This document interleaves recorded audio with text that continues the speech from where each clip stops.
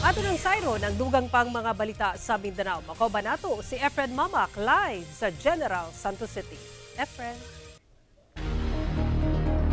Salamat, Sara. Nakatala og usa ka kumpirmadong kaso sa Mpox ang Davao de Oro. Dunasay duha ka suspected cases sa maong sakit ang gipanubayan sa Provincial Health Office karon. Samtang nakatala sab og 5 ka suspected case sa Mpox ang Zamboanga City. Ani ang report.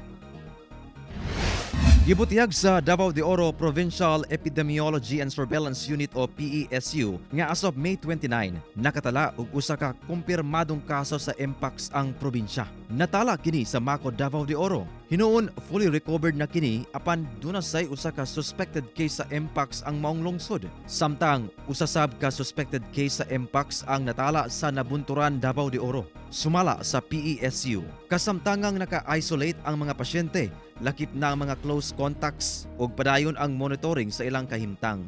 Samtang nakatala sab og 5 ka suspected case sa Mpox ang Zamboanga City. Sumala sa Zamboanga City Health Office. As of May 28, 5 ka suspected ka kaso sa Mpox ang natala sa syudad base sa monitoring ug surveillance sa buhatan. Apan ang maong kaso gipaubos pa sa investigasyon o gipaabot pa ang laboratory results alang sa evaluation.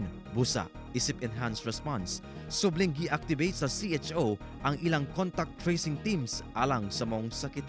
Matod sa CHO, ang Mpox makatakod pinaagi sa close intimate contact sa usa ka infected person. Busa, padayon ang pag-awhag sa buhatan nga batasanon ang paghugas sa kamot, paglikay og direct contact sa mga symptomatic nga individual. Giawag sab niini ang publiko nga i-report sa health authorities kung ugaling dunay mamatikdang suspected case sa Mpox. Kauban si Gary Balantay, Efren Mamak, 1 Mindanao.